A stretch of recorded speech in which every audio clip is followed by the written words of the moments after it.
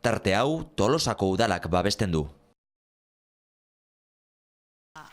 Atxalde hondenoi, ja Santa Mariko kanpaia jotzen da idia, ordua dan seinale. Uda ondorengo lehenengo osoko bilkura da hau, Ibai Iriartek ezingo du gaur etorri, beraz beste gainantzeko guztiak hemen gaude, orduan Begoña nahi dezunean hasi egingo gera.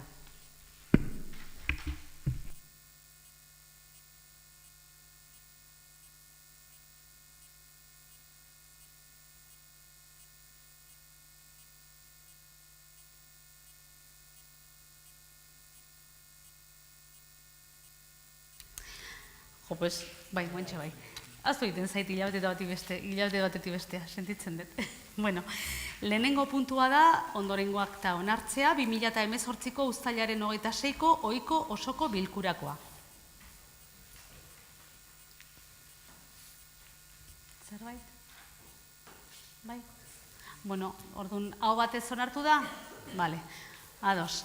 Bueno, bigarrengo puntua da, Tolosan irabazi asmorik gabeko gazte elkarteen edo elkartu gabeko gazteen ekimenak sustatzeko diru laguntzak emateko ordenantza bereziaren aldaketa, hasierako onespena. Bai, bueno, puntu honek harremana dauka gai zerrendako 12. puntuarekin, gazte informazio programaren barruan, informazio guneak kudeatzeko gaztei eskaintzen zaizkion beka hoiekin, prozedurari dagokion gaia da, ordenantza egokitu egin behar da, beraz, proposatzen dena da ordenantzaren aldaketa gauzatzea. Eman behar diran diru laguntza horiek legez eman ahal izateko. Txosten juridikoa banatu da, bertan esaten da berariazko eskumena duela udalak, diru laguntza emateko almena baita ere, gardentasun irizpideak bete behar direla, orduan gaur emango genioke ordenantza aldaketa horri hasierako onespena, informazio publikoan egongo da 30 lan egunetan, eta erreklamoz horiek ez palima dago behintzat, gero ondorenian behin betiko onartuko da. Norbaitek zerbait?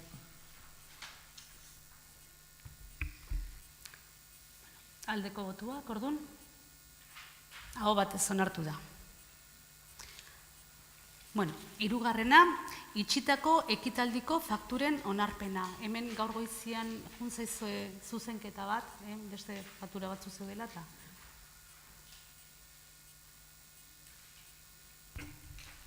Bai, bueno, dakizuten bezala, aurtengo urtean, dira, guztira, 4 faktura dira, faktura hauen datak 2017ko data daukate, bat 2016 urteko bukaerakoa da, orduan hauek aurtengo ekitaldian ordaindu ahal izateko osoko bilkuratik pasa behar izaten dira, ohikoak dira, ez dago aipatzeko ezer berezirik, beraz, inorrek ezer esateko espaldin badu behintzat, bozkatu egingo dugu. Aldeko botuak, aho batez onartu da. Laugarrena, 2018ko diru laguntzen eranskinaren aldaketaren onespena. Puntu honek uste dut harremana daukala 13. puntuan, gaizerrendako 13. puntuan azaltzen den kreditu gehigarriarekin, baina azalpenak Begoña Tolosak emango ditu. Kaixo, hemen alkateak esan duen bezala, puntu hau lotuta dago 13. puntuarekin, kreditu gehigarriarekin, eta hemen eman diten diren kreditu desberdinei lotuta daude diru laguntzarekin, eta horrek dakarrena da eranskina aldatzea.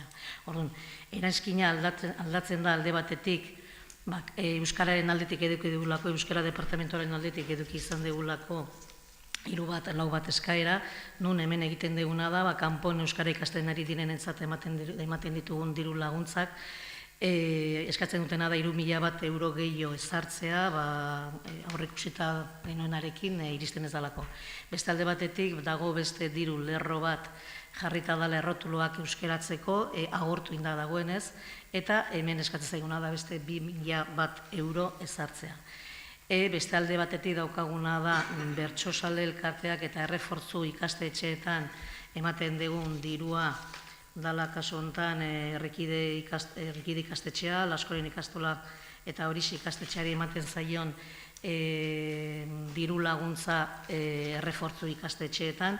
Kasu hortan jartzen dugu edo partida zeo nolabait banatuta bi aurrekontuetan, zeren partidak esatea 18-19 urtekoa, berez partida orain arte itezan azan 18. urtean zati bat eta 19. urtean beste zati bat, eta departamentaren aldetik ikusten genuen azan egokiagoa zala hitzarmena sinatzen denen, beraiek edukitzea ja partida osoa edo diru edo kreditu osoa aseguratuta, eta aurten horretarako nolabait 18-19 urteko edo ikasturteko partidak egiten duguna da elikatu.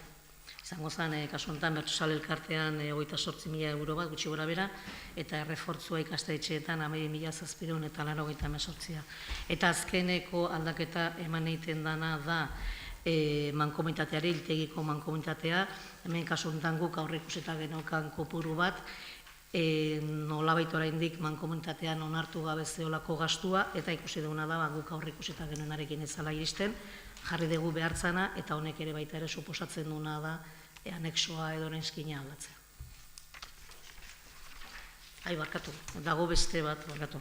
Zan, hau gaina batzordean egon gineanen, komentatu genuna zan, zeola baita ere beste eskaera bat kultura departamentotik iritsi zitzaiguna, zan gauza bat edo ekimen bat ikusita edo aurreikusita genuena 2. kapituloa, 4. kapituloa pasazan, eta egoasun batzordea eduki genuenean jarri zan, izan zan gure aldetik akas bat jarri zan dena lehiaketaren edo konpetentzei lehiakorra baten bidez, eta kasu honetan 2.500 euroiek zienak Erasmus Plus proiektua garatzeko eta da monitorei edo begiralei ordaintzeko hau izango zan izenduna.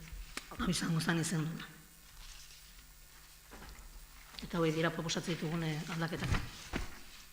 Zerbait aipatzekorik? Lore, zerbait, ez? Bozketa.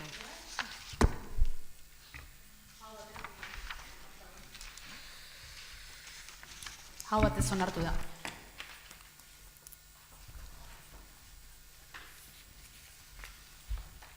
Horan, igual, datozen puntui buruz, igual, azalpenak, zengo, eta aipatu lehenago, ez duten bezala, o lehen dabitza aipamen orokor bat, igual, ze puntu diren? Ez, pixkat adoste duguna da, 5. puntutik 11. puntura arte dana batea eztabaidatzea edo komentatzea aipatuko ditut. 5. puntua da, 2019-rako ordenantza orokorraren zergak eta udal zuzenbide publikoaren bestelako sarrerak kudeatzeko eta biltzeko aldaketen hasierako onarpena. 6. 2019-rako ondasun higiezinen gaineko zergaren ordenantzaren aldaketaren hasierako onarpena. 7. puntua da, 2019-rako trakzio mekanikoko ibilgailuen ordenantzaren aldaketaren hasierako onarpena.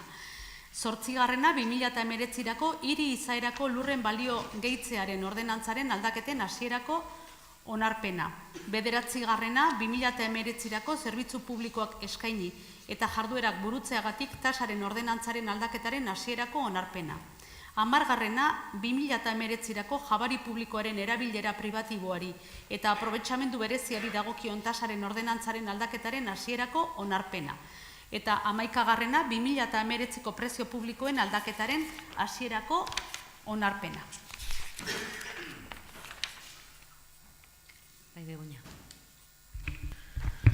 Hemen idazkariak esan duen bezala ingo genukena izango zen 5. puntutik 11. puntua dena azaldu, eta hemen egiten duguna da proposatu, ogasun batzordean proposatu genituen aldaketak. Kasu honetan, 5. puntuan aipatzen deunen ordenantza orokorrari dagokiona, gure hemen egindako proposamena izango zen 2.000 euroko gorako zorretan ogasuneko informazioa fiskala bakarrik aurkeztea eskatzea persona fisikoi bakarrik. Eta gero hurrengo aldaketaia da baita ere aldaketa arruntait izaten da helbideratutako erreziboen data taula eguneratzea, egiten da urtero. 6. puntuan aipatzen danen ondasun higiezinen gaineko karga hiri bezala ezautzen duguna, kasu honetan proposatzen duguna da erreziboa igotzea Ego Euskal Herriko KPI-a, kasu honetan gehatu dana da eta dia erabiltzen ari garena da abuztuko datua iraianen 12an argitaratu zana eta da 2,25koa, baina kasu honetan erreziboaren kuota edo zerga horren kuota jartzeko, jakin behar duguna da, baita ere etxearen zerga oinarri esaten dena, edo zerga oinarri edo balio katastrala, eta gero guk horri aplikatzea dugu Tolosan daukagun tipoa, eta balio katastrala etortze zaigu Gipuzko Foru Aldunditik eman da. Balio hori ez daukagunez oraindik gure proposamena, gustatuko zaigun izango zen onartzea, errezioa igotzea 2,25 eta balio katastrala iristen zaigunen nahingo genukena izango zen Tolosan aplikatzen dugun tipoa egokitu igoera, errezioaren igoera 2,25koa izateko, 2,25koa. Beste alde batetik, atal hontan iruki delkartetik iritsi zaizkigun bi proposamen, joan den urtean bat ja aprobatu genuen, edo onartu genuen, eta aurten egiten digutena da beste bi proposamen, eta kasu honetan proposatzen dutena da familia ugarietan, obarietan balio katastrala maximo igotzea 100.000-tik 150.000-ra, eta kategori bereziko familia ugarietan jartzea balio maximoa 200.000 eurora. Departamentuaren aldetik pentsatzen dugu onargarria dira, eta proposatzen duguna dira udalbatza honetan onartzea. 7. puntuan aipatzen dugunen trakzio mekanikoko ibilgailuen zerga, hemen gure proposamena, izango zen berriro zergaren ordenantzaren taula igotzea KPI-a 2,25, eta kasu honetan baita ere proposatzen duguna da, gaur egun ordenantzan jarrita daukaguna da, 195ko obaria edukiko dutela motor elektrikoaren kotxeak, obaria eskatzen denetatik baja eman arte. Eta proposatzen duguna da, mugatzea matrikulazio egunetatik hasita 2 urtez, joan den urten horrela jarri genulako baita ere hidriroaren kasutan. Beste alde batetik, izaerako lurren balio gaitzea plusbalia deitzen duguna, proposatzen genuna zen zerga tipoa baita ere 2,25 igotzea. 9. puntuan, zerbitzu publikoak eskaini eta jarduerak burutzeagatiko tasak hemen ere proposatzen duguna da, tasa guztiak igotzea 2,25 ondakin tasa ezik, proposatzen duguna da, azken urte hauetan onartu dan bezala 1,5koa lortzeko, lortzen dugun pixkanaka eta lortzen nahi da gastuak eta sarrerak parekideak izan dadin eta edo bintzat orekatuagoak izateko. Eta kasu honetan proposatzen duguna baita ere da 2,1 eraskinean dokumento administratiboaren barruan azaltzen den atal hortan jartzea urrengo bi esaldi. Zirkoa jartzeko baimen espedientea tramitatzeagatik, baldin eta berekin ez badakar beste udaltasaren barten sortzapenik. Eta jarriko genukena da, zirkoari kobratzen zaiona diela 286 euro. Hau zergatik proposatzen deu, zeren zirkoa dauka jartzea jabari publiko baten gain, edo jabari publiko ez den batean gain. Guk aurrikusita genukan orain artezan, ordaintzea jabari publiko batean gain aurkitze zanen, eta ez jabari publiko edo espazio publiko baten ez gain jartze zanen, eta honekin egingo zutena izango zen ordainduko hau, baina ez zuten jarri ordaindu behar bestea. 10. puntuan dala jabari publikoaren erabilera pribatiboari eta aprobetxamendu berezari dagokion tasa, hemen ere berriro proposatzen duguna da KPI-ren igoera, 2,25, eta hemen baita ere proposatzen duguna da, zezen plaza okupatzeagatik 100 euro balio simbolikoa jartzea. Eta 11. puntua izango zela prezio publikoak, hemen ere preziotan proposatzen duguna da igotzea 2,25, eta eranskin bat ezartzea, eta da 3 bat eranskinean zenbat udal zerbitzu prezio publikoan barruan zegoena jartzea salbuetsita egongo ziela, prezio publikoa ordaindu beharrik ez dutenak izango zian. Onura publikotzat jotako fundazio eta elkarteak naiz interes orokorreko helburuak lortu asmo dituzten gainerako entitateak, baldin eta Eusko Jaurlaritzaren edo Tolosako udalaren erroldetan hala ageri badira.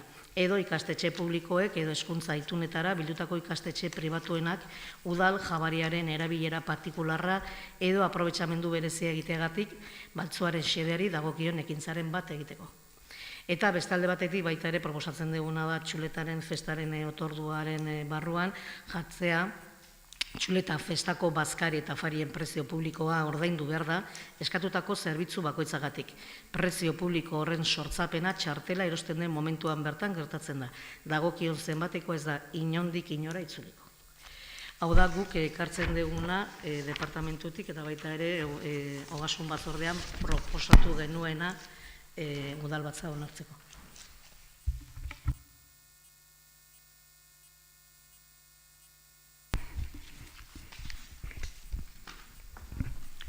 Beste gabe, haitu ginen batzorden komentatzen, da egia da labur bildu KPI-aren igoera dela proposatzen zuena, eta gero beste zenbait aldaketa tekniko urtez urte suertatzeianak. Salbuespen gisa, eta ez duk aipatuzun bezala, urtero hondakineak biltzeko tasai dagokion 105% igoera. Iruditzen zaigu eta azkenen gaurkoan ordenantzak onartzen egian hontan udalaren dirusarrerak ordenantza hauen ondorio diala kontutan izanik, arduraz jokatuta noski aldeko bozka emango jogu ordenantza hauei.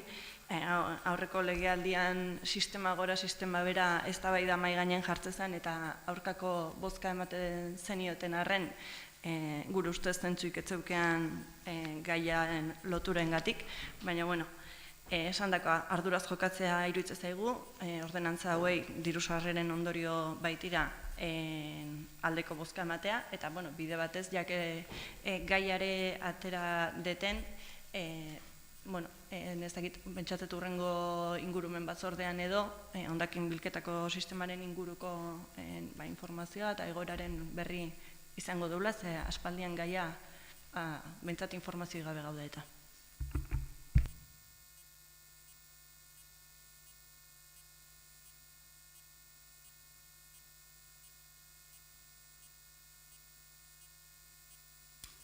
Orduan,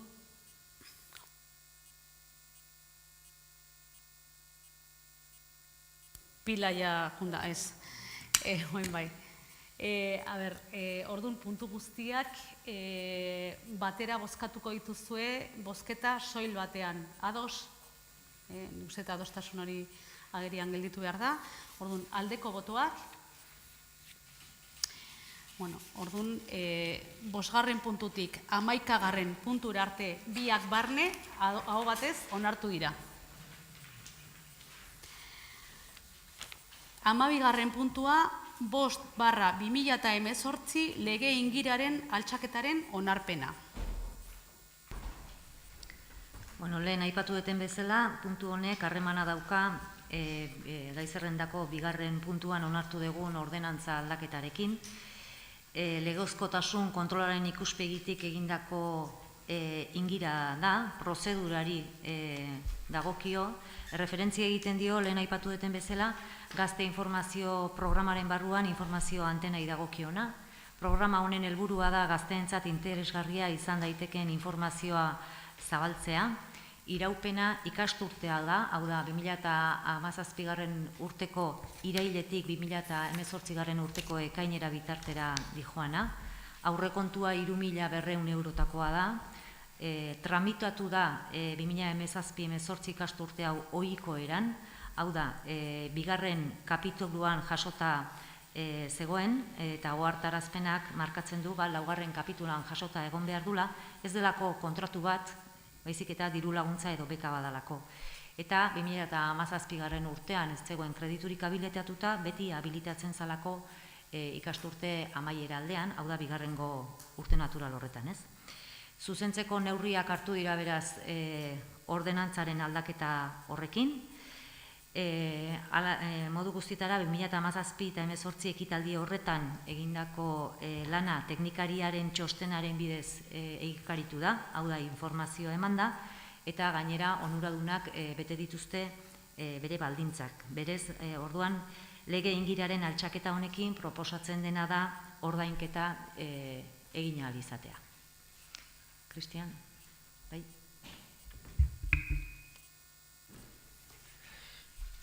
Arratzaldeon, nik gauza bat bakarrik komentatu, hau puntu zaila izan da erakteko eta dostasuna lortzeko, eta bai eskartu nahiko nukela danok egin deguna alegina puntu hau ondorio on batera eramatea eta desblokeatzea iristea. Eta iruditzen zaigu lortu den adostasun horretan guztien kezkak eta guztien ikuspegiak islatzen direla eta, marka lezakela bide bat antzeko gaiak sortzen direnean eta solitezke desblokatzeko.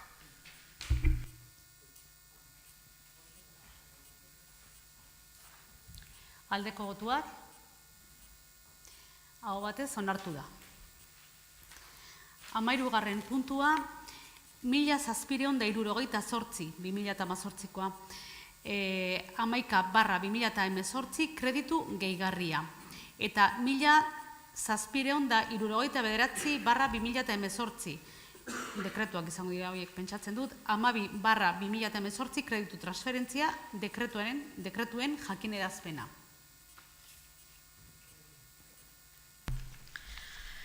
Hemengo datu batzuk leheno aipatu izan ditut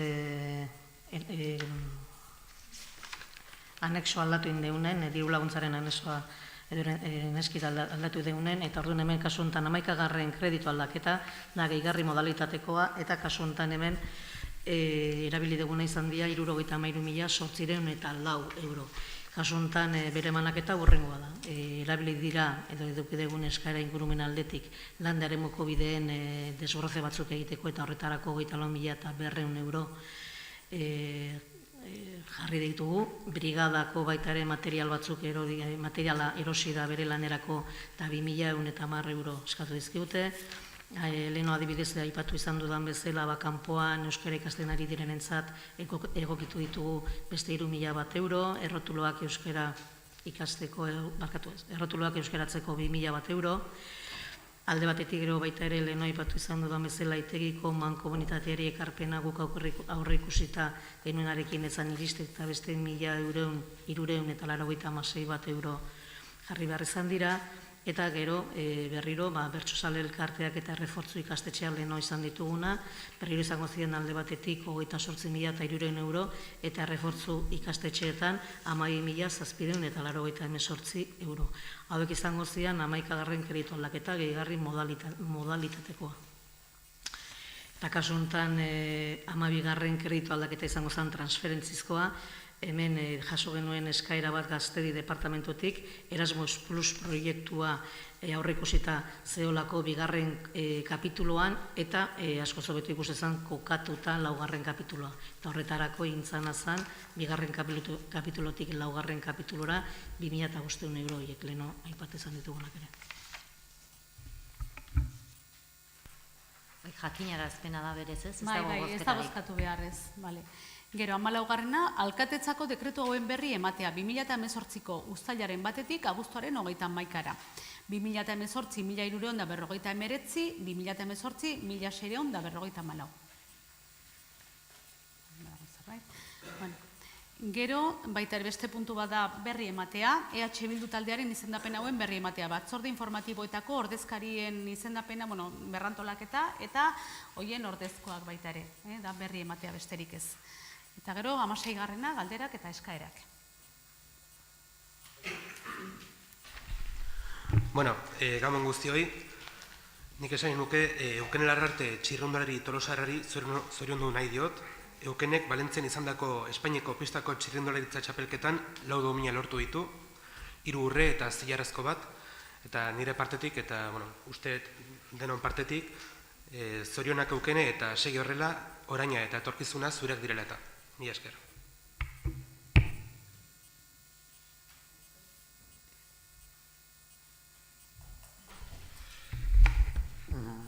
Badauzkat gai pare bat. Hasira da Euskaltzen diren urrenaren ospakizuna, datorren astean Arantzazun kongresoarekin hasiko dira.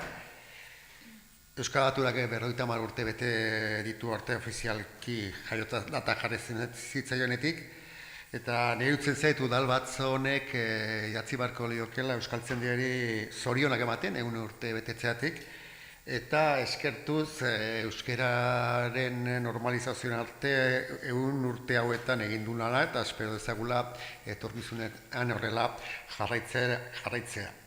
Eta bestetik ere iruditzen zaigu Tolosako udala proposatu beharko diokela euskaltzaindiari, hilero egiten duen horietako bilera bat datorren urtean Tolosan izan dadin, izan ere badago nahikoa arrazoi euskaltzaindian Tolosan bilera atiteko, euskararen inguruan Tolosak izan duen tradiziotik eta nola baita herri honen leloa Tolosa euskararen egiria izanik eta gogi zen diteke ospakizun horietako bat, ohizko horietako bilera bat euskal egiten duena hemen Tolosan egitea, igual izan diteke pleno areto honetan bertan.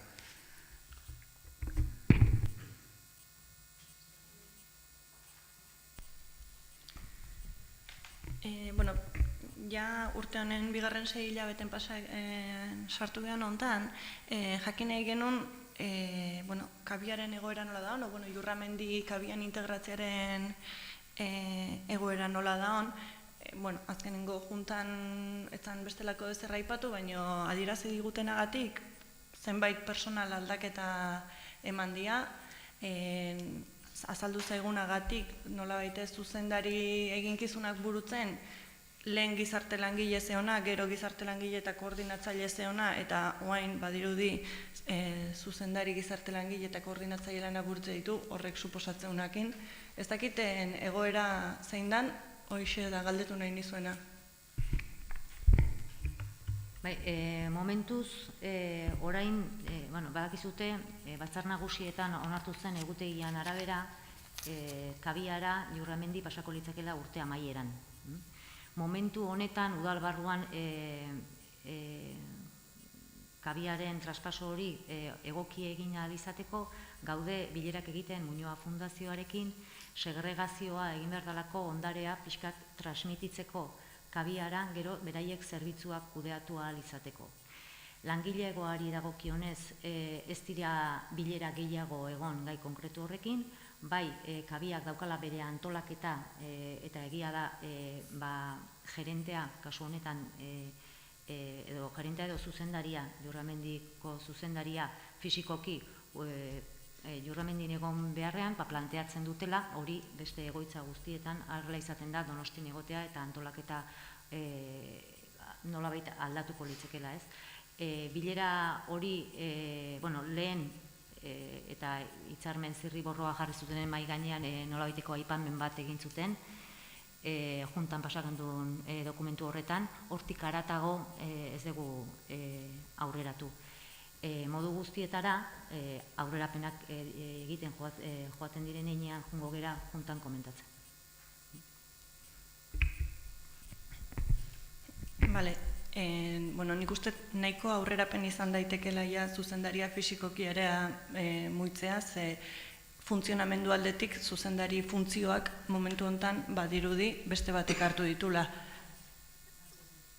Hola funtzionatzen nahi dia egunerako tasunean, bai, bakizu baiet, alare berdintzait, orduan, esan nahi dut, SOT-ak figura hori zenek betetze ditu funtzio horiek. Lan eginkizunak orduan zeinek egiten ditu. Ez barkatu lore. Egoteak, eta... Segi.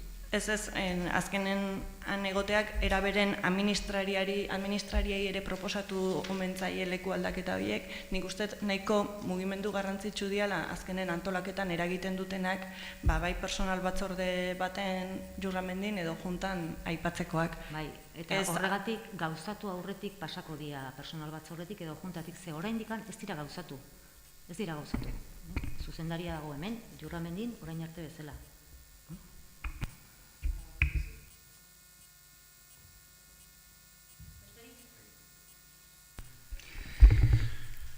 Okerrezan nago, kaineko osoko bilkuaren izango zen, autobusiri busaren eztabaidaren kontu gara, planteatu genuen komenigarria izan zitekeela udalak autobusaren kudeaketa zuzena hartzari buruzko txosten bat egitea. Eta memoria flakoa ez badaukat erantzun zitzaigun, Bai, udalen mediokin egingo zela eta iraila bezalako data bat ere plantatu zen garai hortan. Irailak gaur hogeita bost egiten ditu eta jakin nahiko genuke zertan dagoen udal gobernuak ekaineko plenoan hartutako konpromisua. Konpromisoa mantentzen dugu, baina ez du denborarik eman. Osea, oraindik txostena ez dago eginda. Dagoenean ekarriko dugu. Eperik horrek usten altzaio, txosten hori, ez dakit zenbat hilabete falta dira, baina urtebete baino gutxiago lehiaketa berri bat ateratzeko, Europara ja bialditua dago dokumentazioa, eta ez edozein erabaki hartu aurretik, atzera bueltarik izango ez duen edozein erabaki hartu horretik bai komeniko litzatekeela elementuak izatea mai gainean erabaki hori hartzeko. Eta gehiagi luzatzen balien bada, igual lehiaketaren zezenak harapatu ingo ditu. Ez dakit, galdera horri erantzuteko moduan gauden, Begoña eta Ainoa, zuek esan beharko dezute. Ni momentu honetan ez naiz gai esateko. Esan egitena da, daudela gai potolo batzuk mai gainean, horiek despejatzen ditugunean, orduan akaso kere izango dugu, baina, claro, esan egitena da, enplegu planaia bukatzen ari gea, eta bueno, esan egitena gai potolo horiek despejatzen direnean, nik momentu honetan begiratu beharko nuke, ez naiz gai hementxe esateko zerrez. Modu guztietara, nik esan dezakedana da, ez degula txosten hori egin gabe utziko, gero atzera bueltarik ez dauen erabakirik hartzeko punturaino iritsi arte, ezta? Hori bai esan dezaket. Ados horrek data konpromiso bat eskatuko luke igual, eta pentsatzea kaso kanpoko baten batik txosten hori eskatzearen aukera. Konforme.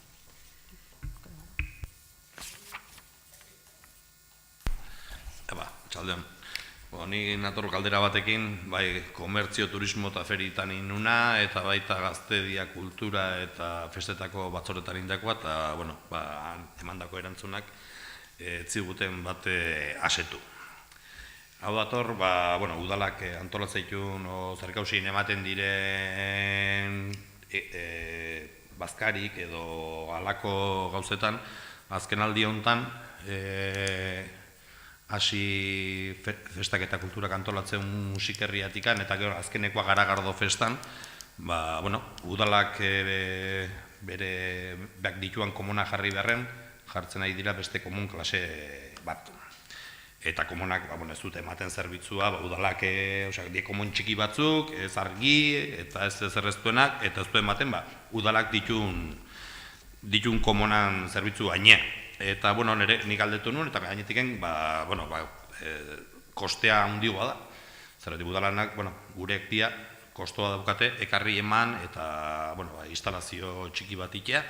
Eta, zerbeza, Garagardo azokan, lau jarri zien, eta kostoa gainetiken handigoa zen.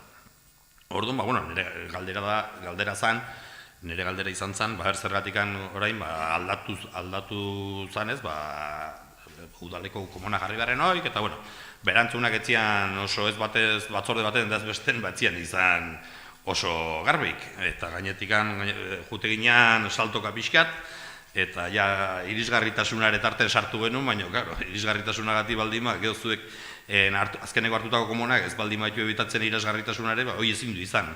Orduan horregatik nire galdera. Eta gainetikan erantzun antartene bai, erabakia udal langile baten gaine botazan, momentu jakin baten, eta, ez dakit, erantzunak izan zian denbora guztien, orduan, nahiko luke, jake batzordetan ez egiten erantzun, o nahi ez egiten erantzun zaidanik, pleno aldakarkit gaia. Komuna horiek ez jartzearen arrazoi bakarra da, ez daudela homologatuta. Hori da. Eta bide batez, aprobetxatzen eta komuna zari geana eta eremu horretan, uste dut bihar hasten dela kulturetxean komun berriaren obra. Ezpanago oker. Besterik? Bai, bueno, ez dakit homologatuna, zutzu baldi zu ez daudela homologatuta, ez di ongo. Baina hemen daukego arazo bat zergatikan, homologatu ez baldin badaude, homologatu inbarko, ja. Zergatikan, kulturetxen nik ez dakize komunak ingo, ja, bingoa beste komun bat. Eta gara, aigea ematen udaletiken permisoa emateko gauz batzuk, eta gero zerbitzua ez da ematen jende horrentzako. Zergatiken, musikerrian adibidez bazkaltzen, 200 persona, 500 persona baldin maginen, gehi lanen aiziena 500 persona, eta zaten bi komonoitako depositua bertan daukeanak, eta inorrik grazti gehi, eben gauden guztioi, nik uste grazti gehien, osea, gehiagi ez diguen iken komonak. Eta gero, Garagardo festan, dena baki hortiken 5.000 persona pasa, ostegunetik igandea, errez pasaia 5.000 persona. Orduan, udalak, permiso emate baldin mau, olako gauzak iteko, zerbitzuak tamaina hortan izan behar du. Eta ezin da lau komun txikioekin pareko zerbitzu bat eman. Zergatik, lan gauen ikusi bestik etzen, jendea zion, gainez jende gehien nahi bila, behin iluntzetiken aurrea, komunetan oitan ez dago ez argirik ez ezarrez, eta jende gehien zion, kalen pixeiken. Eta udaleko zian komunak argia zuten, eta beste, homologautu ez daudela, ala izangoa, baina zozin beharkoa. Bueno, homologatuta ez daudela ez nik esaten, hori teknikariak esaten dute, hori bai, eta begiratuko da, nik ez naiz gai esateko hori homologagarriak diran edo ez, hori begiratuko dugu. Modu guztietara igor, udalak jartzen dituen komunaz gain, paseoan beste komuna bat dago, eta takekoak ere irikitzen dira. Aipatu deten kulturetxe komun hori ez dago bideratuta zerkausian egiten dian ekitalditari, baizik eta zerbitzu publiko orokor batera, hori ere zehaztu.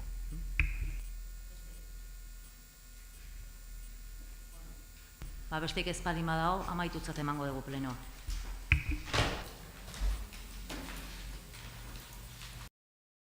Tarte hau Tolosako udalak babestu du.